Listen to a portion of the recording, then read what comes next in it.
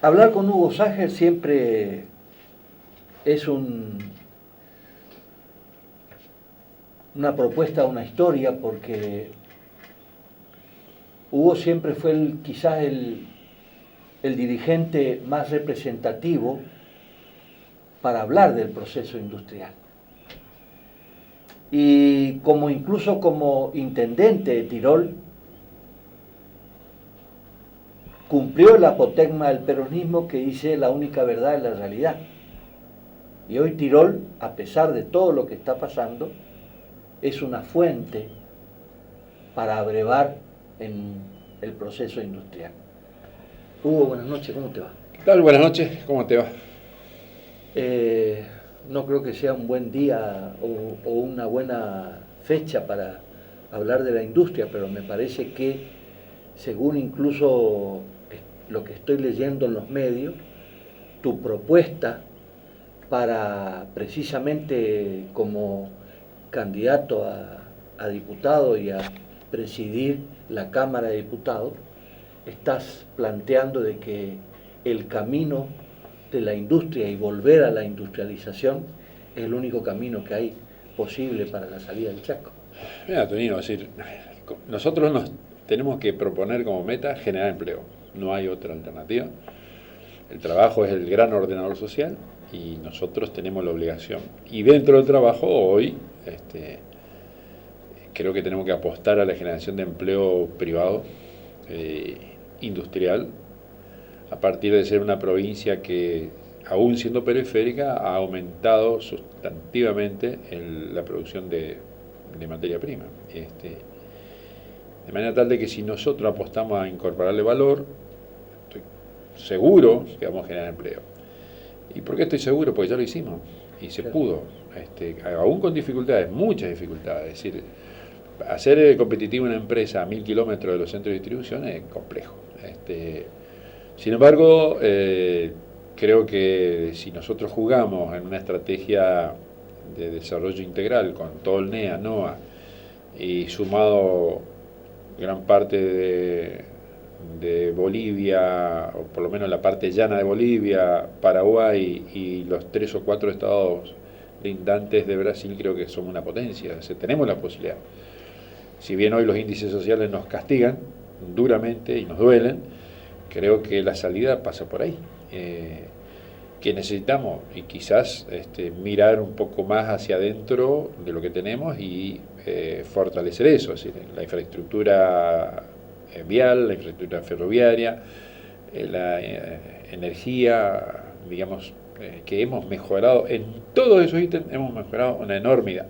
La hidrovía Paraná-Paraguay, que a pesar de ser criticable, quintuplicó o sextuplicó la cantidad de transporte de carga, digamos. Entonces, estamos, creo, en condición de demostrar de que no es una utopía, que se puede, y que sí se necesita un contexto económico y político nacional que permita que esto se lleve adelante, que fortalezca el mercado interno, que el trabajador tenga plata en el bolsillo, que necesite, o sea, que busque comprar, que necesite lo que compra y que lo produzcamos nosotros. No es tan difícil. Ahora, decirlo es fácil. Claro. La espalda del industrial es la que soporta. Ahora, el Estado tiene que estar ahí. Hablando del Estado que tiene que estar ahí, yo quiero ir ya, sentarme en el 11 de diciembre sí. Y pensar de que ganó la fórmula Fernández la presidencia, que asumió ya, y quisiera imaginar de que Alberto, Cristina lo sabe a eso porque vino casi 8 veces al Chaco, pero Alberto Fernández, el que va a gobernar va a ser Alberto Fernández, y la pregunta es, Alberto Fernández sabe que tiene que impulsar el ramal C3, sabe que tiene que impulsar los parques industriales, sabe que tiene que impulsar el gasoducto NEA-NOA, que tiene que urgente hacer la autovía hasta Saspeña. que tendría que urgente destinar dinero para terminar los acueductos. Esta pregunta, porque sin eso no podemos hablar de proceso industrial. Bueno, la reunión que tuvo Coqui con Alberto hace unos días atrás sirvió para, a decir de Coqui, fijar esas prioridades, que son fundamentales para un programa de desarrollo. Es decir, no solamente de crecimiento y desarrollo, porque creo que acá podemos crecer. Yo creo que la provincia... Dos cosas distintas. La provincia de Chaco ha crecido. Claro. Si vamos al sudoeste, yo te diría, ha crecido económicamente. ¿Ahora se desarrolló? No. Entonces, creo que ese es el objetivo. Y todo lo que vos dijiste son ventajas comparativas que tenemos respecto a otras provincias cercanas, que la tenemos que usar. Y yo estoy convencido de que eso se puede llevar adelante. Cuando recordás vos, alguna charla que tuvimos ya por el 2007, cuando la preocupación era la línea 500, porque había que tener energía y agua, básico, y comunicaciones. Bueno, la línea 500 era una necesidad y se hizo. La mejora de las comunicaciones se llevó adelante. Me refiero a la comunicación por vía terrestre. Nos quedó pendiente, sí, el tren, que comenzó a circular nuevamente, pero no en los niveles que nosotros necesitamos y tampoco para que sea competitivo. Bueno, hay un tema. Había que mejorar el aeropuerto, se hizo. Es decir, hoy el aeropuerto de Resistencia tiene un nivel, es más, es uno de los aeropuertos de los que se consideran provincias periféricas, salvo el de Misiones, concretamente de Iguazú. Después de Iguazú estamos nosotros, digamos, en movimiento, es decir, tiene capacidad operativa. El puerto de Barranqueras, con un golpe de timón, demostró que está en condiciones de asumir responsabilidad, y el puerto de Las Palmas es potencialmente uno de los puertos de aguas profundas sobre el río Paraguay, o mejor dicho, el puerto, con mayúscula, de agua profunda sobre el Paraguay, que habrá que trabajar mucho. La expectativa está centrada allí, creo que hay que moderarla porque es un puerto que está a medio camino, o sea, hay que ser inteligente para que sea un puerto de llegada y salida. Pero creo que Alberto Fernández tiene eso claro, la necesidad, lo ha dicho Coquito en estos días, digamos. Porque el eje Buenos Aires-San Pablo ya... tiene que definirse que no nos beneficia a nosotros nos benefician los ejes hoy, yo te diría Sur, Santos, claro. Pongámoslo a San Pablo, pero sería Santos y Iquique, claro. Más o menos, o Antofagasta, y nosotros la columna vertebral, la ruta 16 es nuestra, y yo creo que eso se va a hacer, se necesita hacer y se puede hacer. Ahora, tiene que haber decisión política, es decir, en ese sentido me preocupa que algunos gobiernos, digamos, de países limítrofes tienen una mirada muy estadounidense, y yo creo que eso a nosotros, o sea, mientras Estados Unidos está mirando su mercado interno, fortaleciendo, le está pidiendo a la General Motors que vuelva, claro. Nosotros, o esos países, mejor dicho, están haciendo algo distinto. Es más, nuestro país hoy está haciendo algo en ese sentido, hay que cambiarlo. Alberto y Cristina vienen para cambiar, estoy absolutamente convencido. Capitaní es un emblema también en esa discusión, junto con otros gobernadores que hoy actualmente están y que seguramente van a volver a estar. Entonces, hay margen para la esperanza. Yo creo que sí. Ahora, hay una guerra comercial en el medio, que también nos condiciona. Nosotros, las alianzas que hagamos a futuro, o con China, o con el mercado común europeo, o con Estados Unidos. Y el sur de Brasil tiene que tratar de lograrlo. Justamente. Entonces, y Bolsonaro está muy peleado con el sur de Brasil. Entonces, yo creo que es una oportunidad. Vamos a decir, ¿qué tendríamos que hacer? No me animo a decirlo, con quién tenemos que aliarnos, pero sí debo decir que una alianza con los chinos tiene que contemplar la posibilidad de que las importaciones estén limitadas por lo menos en la cuestión textil. O sea, eso nos tiene que dar la posibilidad de que nos desarrollemos. Los chinos necesitan materia prima, pues bien, discutámoslo. Una alianza como se ha hecho ahora con la Comunidad Económica Europea, bueno, hay que tener cuidado qué es lo que estamos abriendo, porque ellos tienen barreras arancelarias Claro. y pararancelarias y nosotros acá dejamos que entre cualquier cosa. Es decir, y lo que decía con Estados Unidos, ellos están mirando el mercado interno y nosotros hoy necesitamos exportar. Así que creo que también son desafíos y de esos desafíos dependemos nosotros. Hugo, ¿cómo está el parque industrial de Tirol, digamos? Con sus más y con sus menos, digamos, es decir, que es algo que vos preguntaste, ¿qué hacemos el 11 de diciembre o después de diciembre? Por ejemplo, nosotros tenemos capacidad ociosa en el sector frigorífico y hoy el sector frigorífico está en condiciones de exportar. Yo creo que tenemos que apuntar a fortalecer cualquiera de los dos frigoríficos que están, el que está en Tirol o el que está sobre Ruta 16, a avanzar en eso, o al que habilitar, que me parece que eso cuesta un poco más, el que está en Margarita Belén. Tirol hoy tiene esa capacidad ociosa y tiene la capacidad ociosa de la textil Platex, que se cerró, pero ahí está. Claro. Y habrá que ver cómo se modifican los criterios de la importación para motocicletas. Tenemos un problema con Guilleri, con muchos problemas.